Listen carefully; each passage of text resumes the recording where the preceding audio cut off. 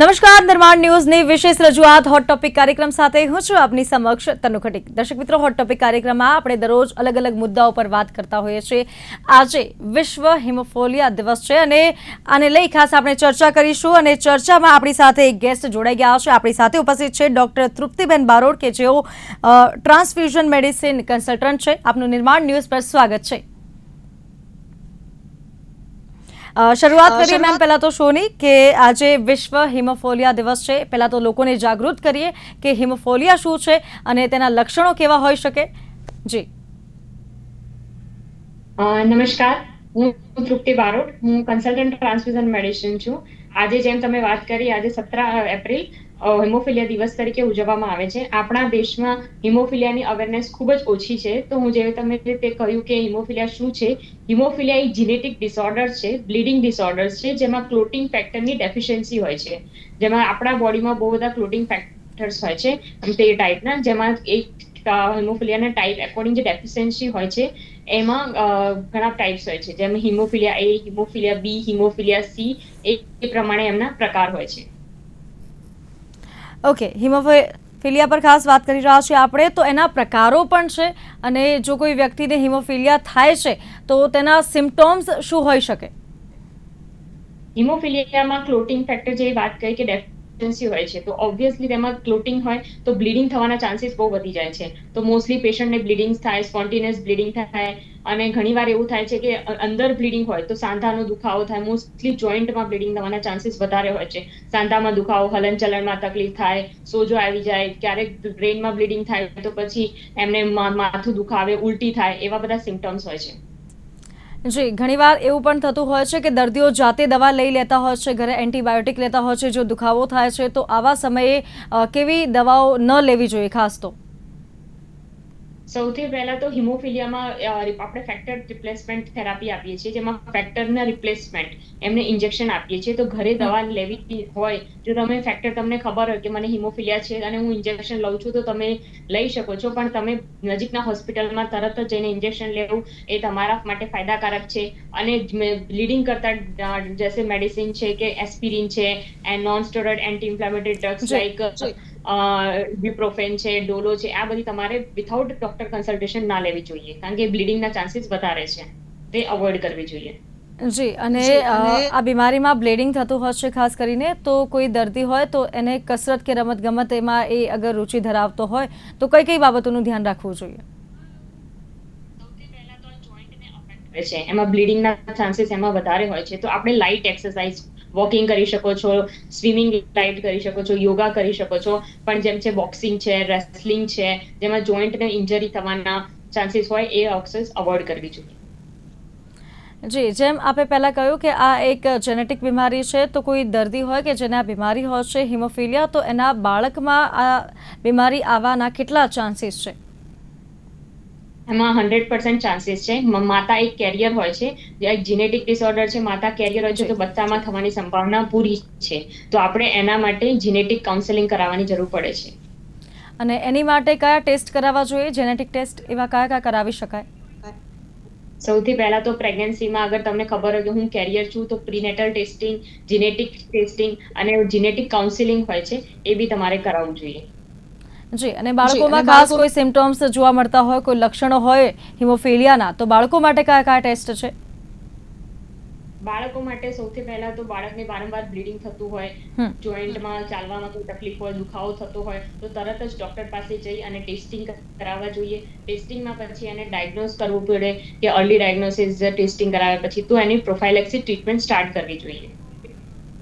જી, અને કોઈ હિમોફિલિયા કોઈ દર્દીને આ બીમારી હોય છે અને એને કોઈ સારવાર કરાવી હોય, કોઈ સર્જરી કરાવવાની હોય, જેમ કે રૂટ કેનાલ હોય કે પછી દાંત રિલેટેડ કોઈ સર્જરી એને કરાવી હોય, તો એ સર્જરી કરાવતી વખતે કઈ કઈ બાબતોનું ધ્યાન દેવું જોઈએ? પહેલા તો કરાવી શકાય કે નહીં? જી ઓફકોર્સ, જો અગર જરૂર હોય તો કરાવવું હોય તો કરાવવી જ પડે, તો કરાવી શકો છો, પણ તેમાં તમારે પ્રિકોશન્સ રાખવી જોઈએ. જેમ કે એમને સૌથી પહેલા ફેક્ટર રિપ્લેસમેન્ટ, જેમ કે મેં કીધું હિમોફિલિયામાં ફેક્ટર ડેફિશિયન્સી હોય છે, તો પહેલા ફેક્ટર લેવલ ચેક કરાવવું જોઈએ. એ ફેક્ટર લેવલ ઓછું હોય તો ફેક્ટર રિપ્લેસમેન્ટ કરાવવું જોઈએ. ફેક્ટર રિપ્લેસ થઈ જાય પછી સર્જરી, હિમોટોલોજિસ્ટ હોય, ટ્રાન્સફર મેડિસિન, એનું કન્સલ્ટ લઈ તમે એને પૂરા જાણકારી આપી અને પછી પ્રિકોશન મેડિકેશન કે સાથ તમે સર્જરી કરાવી શકો. જો તમે સર્જરી અવોઇડ કરી શકતા હોય તો મોસ્ટલી અવોઇડ કરવી જોઈએ, અને બ્લીડિંગ મેક્સિમમ તમે મિનિમાઇઝ કરી શકો એ તો બેસ્ટ રહે છે. જી, અને આજે વિશ્વ હિમોફોલિયા દિવસ છે અને આને લઈ ખાસ જે જાગૃતિ અભિયાનો ચાલી રહ્યા છે તેને લઈને પણ ચર્ચા કરીશું આપણે. અને જે રાજ્યની આપણી સિવિલ હોસ્પિટલ છે ત્યાં મફત સારવાર પણ થઈ રહી છે. જી, તેને લઈ આપ કંઈક જાણો તો કહી શકો છો. આમાં જો આપણા ભારત દેશમાં ઘણી એવા સેન્ટર્સ છે જેમાં free factor replacement therapy provide કરાવીએ છીએ. પ્લસ જેમ કે તમે આજે જાગૃતિ અવેરનેસ માટે હિમોફિલિયા દિવસ પર તમે આજે અમને ઇન્વાઇટ કરી, જે લોકોમાં જાગૃતતા ફેલાવો છો એ હરેક એરિયામાં હોવું જોઈએ. હરેક જેમ કે મીડિયા એક કેમ્પેનિંગ એ બેસ્ટ છે જે લોકોમાં જાગૃતિ ફેલાવી શકે હિમોફિલિયા વિશે. ત્યાં હિમોફિલિયામાં એક જીનેટિક ડિસઓર્ડર છે તે તમે પ્રિવેન્ટ કરી શકો છો. એનું પરમેનન્ટ ક્યોર હજી સુધી નથી, પણ તમે એને સારી રીતે અગર અર્લી ડાયગ્નોસિસ, પ્રોપર પ્રોફાઇલેક્સિસ અને સારી લાઈફ તમે અર્લી અવેરનેસ સાથે જીવશો તો તમે એક નોર્મલ લાઈફ જીવી શકો છો. તો હું બધાને એ જ કહીશ કે તમે ખૂબ અવેર થાઓ, તમારા આસપાસના લોકોને અવેર કરો, એક આ નોર્મલ છે અને તમે નોર્મલ લાઈફ જીવી શકો છો. જી, સેન્ટર મતલબ પૂરા ઇન્ડિયામાં જેટલા બી ગવર્મેન્ટ સેન્ટર છે એમાં free factor replacement therapy available છે. જી, અને તૃપ્તિબેન, બાળકોમાં વારંવાર નાકમાંથી લોહી નીકળવું એ હિમોફિલિયાના કોઈ લક્ષણો છે કે કેમ? હા, હોઈ શકે છે, કારણ કે આમાં મેઇન સિમ્પટમ્સ બ્લીડિંગ જ હોય છે. તો પણ એમાં પણ આપણે જેમ મેં પહેલા જ કીધું કે જે બાળકોને જો રિપીટેડ બ્લીડિંગ થતું હોય તો માતા પિતાએ તુરંત જ એની ટેસ્ટિંગ કરાવી, એનું અર્લી ડાયગ્નોસિસ કરાવી, પ્રોપર ટ્રીટમેન્ટ કરાવવી જોઈએ. તો આપણે એને પ્રિવેન્ટ કરી નોર્મલ લાઈફ આપી શકીએ છીએ. જી, હવે હિમોફિલિયાની ટ્રીટમેન્ટ વિશે થોડું આપ બ્રીફમાં માહિતગાર કરશો. હિમોફિલિયામાં મેં જે તમને કીધું કે હિમોફિલિયાના 3 ટાઈપ છે, હિમોફિલિયા એ, હિમોફિલિયા બી, હિમોફિલિયા.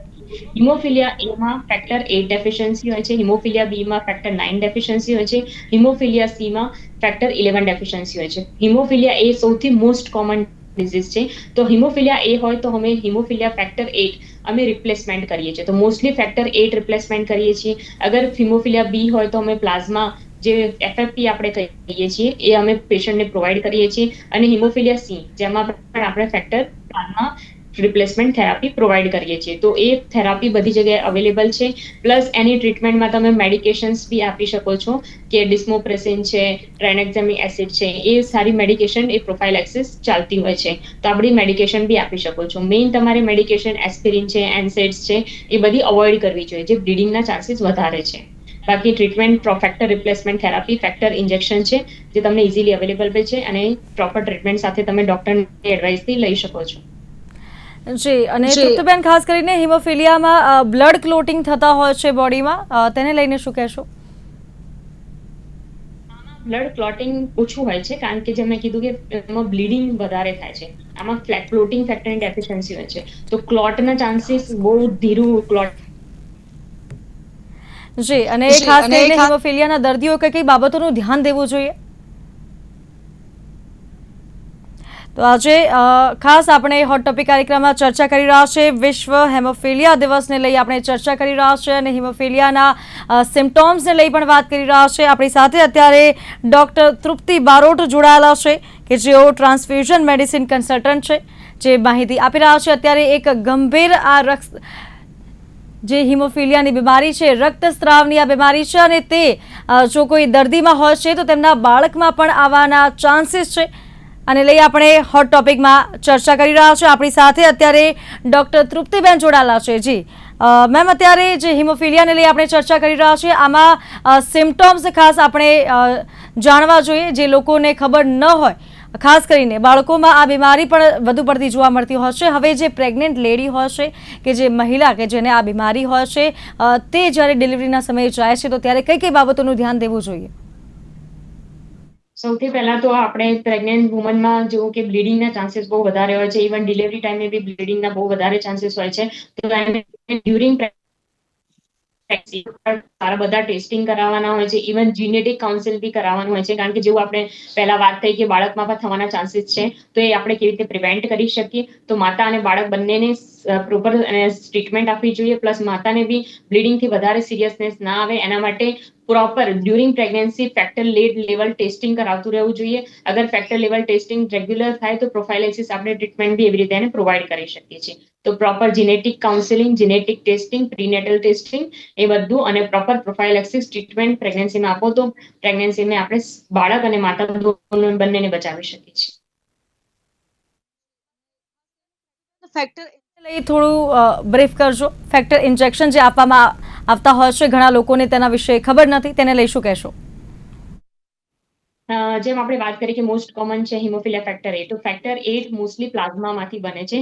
જે આપણે બ્લડ લઈએ છીએ એમાંથી જે પ્લાઝમા બનાવીએ છીએ અમે, એ માંથી ફેક્ટર 8 ક્રાયોપ્રેસિપિટેટ એ બને છે. એ ફેક્ટર અમે પેશન્ટને પ્રોવાઈડ કરીએ છીએ. તો મોસ્ટલી અમે બ્લડ બેંકથી બી મંગાવતા હોય છે યા ફિર રેડીમેડ ફેક્ટર 8 મળતા હોય છે, જે ક્રાયોપ્રેસિપિટેટ છે ફેક્ટર, એ આપણે પ્રોવાઈડ કરીએ છીએ. તો એન્ટી હિમોફિલિક ફેક્ટર છે, તો એ મોસ્ટલી અવેલેબલ હોય છે, મોસ્ટલી કોઈ પ્રોબ્લેમ થતો નથી. અને ગવર્મેન્ટ જેવી આપણે પહેલા વાત કરી કે મોસ્ટલી એવા સેન્ટર્સ બી છે જેમાં ફ્રી બી અવેલેબલ છે. તો ફેક્ટર 8 એમને ઇન્જેક્શન રેગ્યુલરલી આપવામાં આવે છે, અને એ પણ પહેલા ફેક્ટર લેવલ ટેસ્ટિંગ કરાવીએ છીએ કે એમનું લેવલ કેટલું છે, પછી એ ફેક્ટર લેવલ આપણે ઇન્જેક્શન આપીને કરેક્ટ કરીએ છીએ.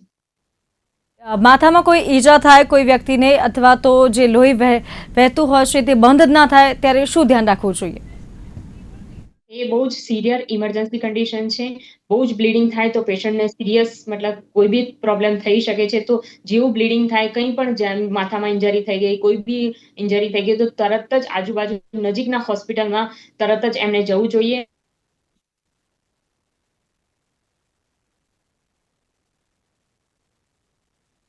જી, હિમોફિલિયા દિવસને લઈ આપણે ચર્ચા કરી રહ્યા છીએ, અને હિમોફિલિયા વિશે ટ્રીટમેન્ટને લઈ અત્યારે ડોક્ટર તૃપ્તિ બારોટ માહિતી આપી રહ્યા છે. જી, તો પ્રોપર રાઇસ પ્રોટોકોલ તરત જ ફોલો કરવો જોઈએ. Rest, ice application, compression, elevation, અને તરત જ ઇમરજન્સીમાં આજુબાજુ કોઈ બી મોટું હોસ્પિટલ હોય ત્યાં તમારે તરત જ એડમિટ થવું જોઈએ, તરત જ બતાવવું જોઈએ, કારણ કે વધારે બ્લીડિંગ થઈ શકે તો પેશન્ટ સિરિયસ બી થઈ શકે છે. તો વિથઆઉટ એની ડિલે તમારે હોસ્પિટલમાં જવું જોઈએ. જી, હવે જે વ્યક્તિઓને આ બીમારી હોય છે હિમોફિલિયા, તે લોકો વેક્સિનેશન માટે જાય છે, ત્યારે કઈ કઈ બાબતોનું ધ્યાન દેવું જોઈએ ખાસ? વેક્સિનેશન લઈ શકે છે, વેક્સિનેશન સેફ છે, પણ મોસ્ટલી એમને જોવું જોઈએ કે સબક્યુટેનિયસ વેક્સિન હોય તો એમની માટે બેસ્ટ છે. આઈએમ, આઈવીમાં થોડું બ્લીડિંગના ચાન્સીસ હોઈ શકે, તો એમને સબક્યુટેનિયસ વેક્સિન તરફ જાય તો એમની માટે સારું રહેશે. સેફ છે એમના માટે. સામાન્ય જે દવાઓ છે એસ્પ્રિન જેવી, તે ટાળવી જોઈએ કે કેમ, તેને લઈ શું કહેશું? કેમ કે ઘણા લોકોમાં ક્યાંક ચિંતા પણ છે કે આ દવાઓ ટાળવી જોઈએ ખાસ. પહેલા બી કીધું કે એસ્પિરિન છે, non steroid anti inflammatory drugs like ibuprofen છે, ડોલો છે, એ બધી અવોઇડ કરવી જોઈએ, કારણ કે એસ્પિરિન બ્લીડિંગ થવાના ચાન્સીસને વધારે છે. તો આપણે મોસ્ટલી અગર ડોક્ટર એડવાઇસ કરે, મતલબ એકદમ ઇમરજન્સી હોય તો જ એવી ડોક્ટરના એડવાઇસથી જ લેવાની છે, બાકી બિલકુલ અવોઇડ કરવી જોઈએ.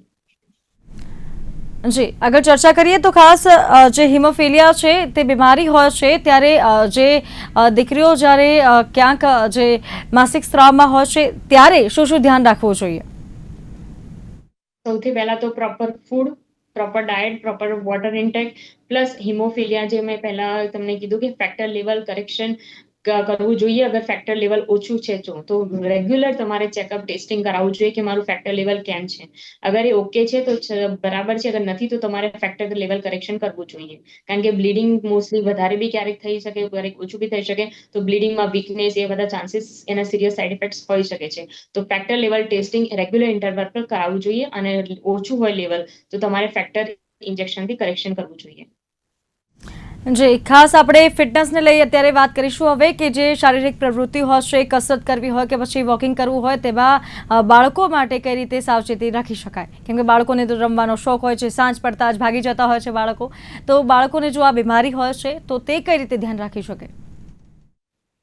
જેમ મેં પહેલા બી કીધું છે કે તમારે લાઇટ એક્સરસાઇઝ જેમ કે સ્વિમિંગ છે, વોકિંગ છે, નોર્મલ તમે સાયકલિંગ, એવું યોગા, એ બધું કરી શકો છો, પણ જોઈન્ટને વધારે ડેમેજ ના થાય એનું તમારે ખાસ ધ્યાન રાખવાનું છે. તો તમે એવી તમારા બાળકોને એવી નોર્મલ એક્ટિવિટીમાં ઇન્વોલ્વ કરો કે જેમાં સાયકલિંગ કરી શકે વિથ ઓબ્ઝર્વેશન, યોગા કરી શકે, સ્વિમિંગ, વોકિંગ કરે, જેમાં એને ઇન્જરી ના થાય. મોસ્ટલી આપણે એટલા માટે કરીએ છીએ કે ઇન્જરી અવોઇડ કરવાની છે. તો એવી ઇન્જરી થઈ શકે તો બ્લીડિંગ થવાના ચાન્સીસ વધી જાય છે. તો આ ઇન્જરી અવોઇડ કરવાને માટે પેરેન્ટ્સને એડવાઇસ આપવી જોઈએ.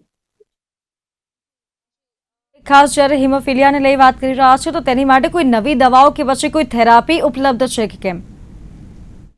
અત્યારે એક પરમેનન્ટ ક્યોર ટ્રીટમેન્ટ તો કોઈ નથી, પણ જીન થેરાપી પર ટ્રાયલ થઈ રહ્યા છે. તો એ મોસ્ટલી સક્સેસ થવાના ચાન્સીસ બી છે. ઘણા ટ્રાયલ થયા છે, સક્સેસ બી છે, પણ હજી ફૂલ્લી એટલું એસ્ટાબ્લિશ નથી. તો આપણે અત્યારે અર્લી પ્રિવેન્શન અને પ્રિકોશન્સ એ મેઇન ટ્રીટમેન્ટ છે અત્યારે. જી, જીન થેરાપીને લઈને થોડું માહિતી આપજો. જીન થેરાપીમાં તમે આ જીનેટિક ડિસઓર્ડર્સ છે, તો જીનેટિક ડિસઓર્ડર્સમાં આપણે જીન થેરાપી જે જીનેટિક મ્યુટેશન છે એને ટ્રીટ કરીએ છીએ અને એનાથી બચાવી શકીએ છીએ. જીન થેરાપી થી આપણે એને નોર્મલ લાઈફ, જેમાં ફેક્ટર ડેફિશિયન્સી છે એ ફેક્ટરને રેગ્યુલર એનું પ્રોડક્શન થાય એના માટે થેરાપી હોય છે જે જીન મ્યુટેશનથી આપણે કરીએ છીએ. તો એના ટ્રાયલ ચાલી રહ્યા છે જેનાથી પ્યોર ટ્રીટમેન્ટ મળી શકશે. જી, અને હિમોફિલિયાને લઈને ખાસ વાત કરી રહ્યા છે. ઇનહિબિટર્સ શું છે અને તે વિકસાવવાનું જોખમ કેટલું છે તેને લઈ થોડું માહિતગાર કરજો. ઇનિબિટર્સ એ છે કે જેમ આપણે એમને ટ્રીટમેન્ટમાં ફેક્ટર 8 આપીએ છીએ, ફેક્ટરના ઇન્જેક્શન આપીએ છીએ. હવે આપણી બોડીમાં કોઈ બી ઇન્સર્ટ કરીએ તો આપણી બોડી એના અગેન્સ્ટમાં એન્ટીબોડી બનાવવાના ચાન્સીસ રહે છે. તો ઇનિબિટર ઇન્જેક્શન આપણે રેગ્યુલર આપતા રહીએ છીએ તો આપણી જ બોડી એના અગેન્સ્ટમાં, ઇનિબિટર્સના અગેન્સ્ટમાં એન્ટીબોડી બનાવી દે છે. પછી એન્ટીબોડીઝ કેવું કરે છે કે જ્યારે બી આપણે નેક્સ્ટ ટાઈમ ઇન્જેક્શન આપીએ તો એને અગેન્સ્ટમાં જાય છે. એન્ટીબોડી મોસ્ટલી પ્રોટેક્ટ કરે છે, એને તો ફોરેન બોડી લાગે છે, લેકિન આપણે ટ્રીટમેન્ટ પેશન્ટને કરેક્ટ કરવા માટે આપીએ છીએ. તો ઇનિબિટર ડેવલપ થાય તો ટ્રીટમેન્ટ પર અફેક્ટ પડે છે, કારણ કે ટ્રીટમેન્ટને રોકે છે, અવરોધે છે. તો ઇનિબિટર ડેવલપ ના થાય એનું ખાસ ધ્યાન રાખવું છે. અને ઇનિબિટર ડેવલપ થાય તો ટ્રીટમેન્ટ પછી ચાન્સીસ ઓછા થાય છે કે ફેક્ટર પછી અફેક્ટ કરતા નથી. જી, અને જો ઘરમાં કોઈને ઇન્જેક્શન આપતા ન આવડતું હોય તો કઈ રીતે સારવાર લેવી જોઈએ, થોડું વિગતવાર જણાવશો. જો કોઈને ઇન્જેક્શન લેતા ના આવડતું હોય, તમને ખબર છે કે રેગ્યુલર મને ઇન્જેક્શન માટે ફેક્ટર લેવલ 8 હું લઉં છું, પણ નથી, તો તમારે ઘરમાં ટ્રાય ના કરવું જોઈએ. તમારે આજુબાજુ જે બી તમારા હોસ્પિટલ હોય તેમાં જઈને તમારે ઇન્જેક્શન લેવું જોઈએ. અને રાઇસ પ્રોટોકોલ જે મેં તમને કીધું છે, rest, ice application, compression, elevation, એ પ્રોટોકોલ રેગ્યુલર ફોલો કરવો જોઈએ જેથી બ્લીડિંગ કમ થાય. અને બાકી નજીકના હોસ્પિટલમાં જઈ અને પ્રોપર સારવાર લેવી જોઈએ. ઘરે લઈને રિસ્ક ન લેવું જોઈએ. જી, અને જે દર્દીઓ છે કે જેમને વધુ પડતું માથાનો દુખાવો થતો હોય એ લોકો શું કરી શકે? અગર તમને હિમોફિલિયા છે એવું ખબર છે યા ફિર એવું સિમ્ટમ્સ છે માથાનો, તો મોસ્ટલી બ્રેઇનમાં બ્લીડિંગ હોઈ શકે છે. તો તમારે તુરંત જ આજુબાજુ હોસ્પિટલ યા મેઇન હોસ્પિટલમાં જઈ સારવાર કરવાઈ જોઈએ કે બ્લીડિંગ તો નથી થતું, વારંવાર માથાનો દુખાવો, વોમિટિંગ એવા સિમ્ટમ્સ છે તો તુરંત જ તમારે ચેકઅપ કરાવવું જોઈએ. અને બ્રેઇનમાં બ્લીડિંગ નથી એ ચેક કરીને એની ટ્રીટમેન્ટ ફટાફટ સ્ટાર્ટ કરવી જોઈએ. કારણ કે અગર બ્રેઇનમાં બ્લીડિંગ થાય તો બહુ જ રિસ્કી છે. તો વિથઆઉટ ડિલે તમારે તુરંત જ હોસ્પિટલમાં જવું જોઈએ. જી, વિશ્વ હિમોફિલિયા દિવસને લઈ ખાસ શું કહેશો આપ? હું એટલું જ કહીશ કે જાગૃતતા લાવવી બહુ જ જરૂરી છે. વર્લ્ડ વાઇડ હજારો કેસીસ તમને જોવા મળે છે, પણ આ એક ક્યોરેબલ ટ્રીટમેન્ટ, પરમેનન્ટ ક્યોર અત્યારે તો નથી, લેકિન જો તમે અર્લી ડાયગ્નોસિસ, રેગ્યુલર ટ્રીટમેન્ટ અને અવેરનેસ જો તમે લાવશો તો આ તમારી નોર્મલ લાઈફ જીવી શકો છો, જે તમારા જોઈન્ટને બી સારા રાખશે અને તમે નોર્મલ જે લાઈફ છે એ જીવી શકો છો. તો પ્લીઝ હું એટલું જ કહીશ કે બધી જેટલું મેક્સિમમ થાય અવેરનેસ ફેલાવો. જે તમને કોઈ બી ડાઉટ છે, કોઈ બી છે, તો તમે તરત જ ડોક્ટર પાસે જાઓ. અને અર્લી ડાયગ્નોસિસ અને પ્રોફાઇલેક્સિસ ટ્રીટમેન્ટ આ તમને નોર્મલ લાઈફ આપી શકે છે. જી, અને જે હિમોફિલિયાના દર્દી હોય તેમને ડાયટમાં કઈ કઈ બાબતોનું ધ્યાન દેવું જોઈએ? હિમોફિલિયા દર્દી નોર્મલ ડાયટ લઈ શકે છે, પણ ડાયટ એટલા માટે આપણે કહીએ છીએ કે પ્રોપર ફોલો કરો, કારણ કે વેઇટ ગેઇન કંટ્રોલ કરવું બહુ જરૂરી છે. વેઇટ કંટ્રોલ કરશો તો જોઈન્ટમાં અફેક્ટ નહીં આવે, કારણ કે જેનું વેઇટ ગેઇન વધારે હોય ને જોઈન્ટમાં દુખાવો ને બધું ચાન્સીસ વધી રહે છે. તો આપણે વેઇટ કંટ્રોલ કરવું બહુ જરૂરી છે. તો regular yoga, simple walking plus weight control એ બહુ જ ઇમ્પોર્ટન્ટ છે. તો ડાયટ એવું જ લો કે તમારું વેઇટ કંટ્રોલમાં રહે, બાકી કોઈ રિસ્ટ્રિક્શન નથી. જી, અને આ રક્તસ્રાવની જે બીમારી કહેવાય છે હિમોફિલિયા, અને કોઈ દર્દી મુસાફરી કરતો હોય તો ત્યારે કઈ બાબતોનું ધ્યાન દેવું જોઈએ? મુસાફરી તમે બધી જગ્યાએ કરી શકો છો, બસ તમારે તમારું ફેક્ટર લેવલ રેગ્યુલર ચેકઅપ કરાવવાનું છે અને મેક્સિમમ તમારે કોઈ ઇન્જરી ના થાય એનું ખૂબ જ ધ્યાન રાખવાનું છે. મોસ્ટલી ઇન્જરી અવોઇડ કરવાની છે, ક્યાંય તમને વાગે નહીં, પડી ના જાઓ, તો બસ ઇન્જરી અવોઇડ કરવાની છે. તો જ્યાં જાઓ ત્યાં સાવધાની રાખવી પડશે. જી, વિશ્વ હિમોફિલિયા દિવસને લઈ ખાસ આપણે ચર્ચા કરી રહ્યા છીએ. તો આપણા દેશમાં આ સમસ્યા કેટલી ગંભીર છે, કયા કયા રાજ્યોમાં ખાસ આ સમસ્યા જોવા મળી રહી છે? જેમ મેં કીધું કે વર્લ્ડ વાઇડ ખૂબ જ કેસીસ છે. એવું કોઈ પર્ટિક્યુલર એરિયામાં તો નથી, કારણ કે જેનેટિક ડિસઓર્ડર્સ છે, પણ મોસ્ટલી બહુ બધા જગ્યાએ છે અને અવેરનેસ બી બહુ ઓછી છે. તો મોસ્ટલી જોવા મળે છે કેસીસ, હર રાજ્યોમાં, બધા રાજ્યોમાં હિમોફિલિયા કેસીસ જોવા મળે જ છે. જી, હિમોફિલિયાને લઈ વાત કરી રહ્યા છીએ તો ફિઝિયોથેરાપીનું પણ મેન્શન થયું છે કે ફિઝિયોથેરાપી લાંબા ગાળાના સ્વાસ્થ્ય માટે ક્યાંક હાનિકારક છે અને એવા પણ મિથ છે કે કરી શકાય, અને ઘણા લોકોમાં એવી પણ ચર્ચાઓ છે કે કસરત વધુ પડતી ન કરવી જોઈએ. તો લોકોમાં અત્યારે ક્યાંક સવાલ ઉઠતા હોય છે, શું કહેશો? ફિઝિયોથેરાપી તમે એટલા માટે કરી શકો કે તમારા જોઈન્ટમાં જો તમને સાંધાનો દુખાવો હોય, સોજો આવતો હોય, તો તમે નોર્મલ ફિઝિયોથેરાપી કરી શકો છો. એ તમારા હેલ્થ માટે ઓર છે. પ્લસ તમારે exercise, normal exercise like walking છે, સાયકલિંગ છે, યોગા વિથ પ્રોટેક્શન તમે કરી શકો છો, જેથી તમારું વેઇટ કંટ્રોલ રહે, તમારા જોઈન્ટની સ્ટ્રેન્થ વધે. પણ વધારે એક્સરસાઇઝ કરશો અને તમારા જોઈન્ટમાં ઇન્જરી થઈ ગઈ, મસલ ઇન્જરી થઈ ગઈ, બ્લીડિંગ થઈ ગયું, તો એ તમને વધારે નુકસાન બી કરી શકે છે. તો વધારે એકદમ મતલબ એક્સરસાઇઝ એટલી બધી કરવાની કે તમારા મસલ ઇન્જરી થઈ જાય, તમારે લિગામેન્ટ ઇન્જર્ડ થઈ જાય, એટલી ભયાનક એક્સરસાઇઝ બી નથી કરવાની. નોર્મલ જે તમે રૂટીનમાં નોર્મલ વોક છે, નોર્મલ સાયકલિંગ, યોગા, જે તમને રિલેક્સેશન પ્લસ વેઇટ કંટ્રોલ પર મેડિટેશન, એ તમને પોઝિટિવિટી આપી શકે છે. તો તમારે એટલી જ એક્સરસાઇઝ કરવાની છે. વધારે લિગામેન્ટ ઇન્જરી, નર્વ ઇન્જરી થાય એવી એક્સેસિવ એક્સરસાઇઝ નથી કરવાની, એ ટાળવી જોઈએ તમારે. જી, હિમોફિલિયાને લઈ આપણા દર્શકોને કોઈ ટીપ આપવા માંગતા હોવ તો? હું હિમોફિલિયા પેશન્ટ્સને અને જે તમારી આજુબાજુ છે, હું એમને એટલું જ કહીશ કે તમારે early diagnosis, properly treatment, awareness, એ તમને એકદમ નોર્મલ લાઈફ જીવી શકો છો. હિમોફિલિયા એ કોઈ એવું નથી કે તમને ટચ કરવાથી ઇન્ફેક્શનથી એવું છે. જીનેટિક ડિસઓર્ડર્સ છે, તો તમે તમારી નોર્મલ લાઈફ જીવી શકો છો. બસ તમારે ફેક્ટર લેવલનું એક પ્રોપર ટેસ્ટિંગ રાખવાનું છે, એનું લેવલ મેન્ટેન કરવાનું છે. તમારી થોડી પ્રિકોશન્સ જે આપણે ડ્યુરિંગ ચર્ચામાં વાત કરી, એ થોડું ધ્યાન રાખવાનું છે. અને નોર્મલ તમે એકદમ સારી રીતે જીવી શકો છો અને એન્જॉय કરી શકો છો. તો બસ પ્રિકોશન્સ के साथ अच्छे से लाइफ मेंटेन कर सकते. જી, ડોક્ટર તૃપ્તિ બારોટ, આપ અમારી સાથે જોડાયા તે બદલ આપનો ખૂબ ખૂબ આભાર. Thank you so much. હું તમારો આભાર છે કે તમે હિમોફિલિયાના દિવસે અવેરનેસ ખૂબ જ જરૂરી છે. તમે આજે આ કાર્યક્રમ રાખીને જેટલા બી લોકો સાંભળે છે, હું એમને એવી જ કહીશ કે તમારે જાગૃતતા, આજે તમને ખબર છે તો તમે બીજાને મેસેજ ફેલાવી શકો છો, બીજાને તો ત્રીજાને. જેટલી જાગૃતતા, અવેરનેસ રહેશે, એટલો આપણા દેશમાં આ જે ડિસીઝ છે એની અવેરનેસ છે એ ફેલાશે અને આપણે એને પ્રિવેન્ટ કરી શકીશું. જી, આભાર આપનો. તો હાલ કાર્યક્રમ હોટ ટોપિકમાં બસ આટલું જ. મને આપશો રજા. નમસ્કાર.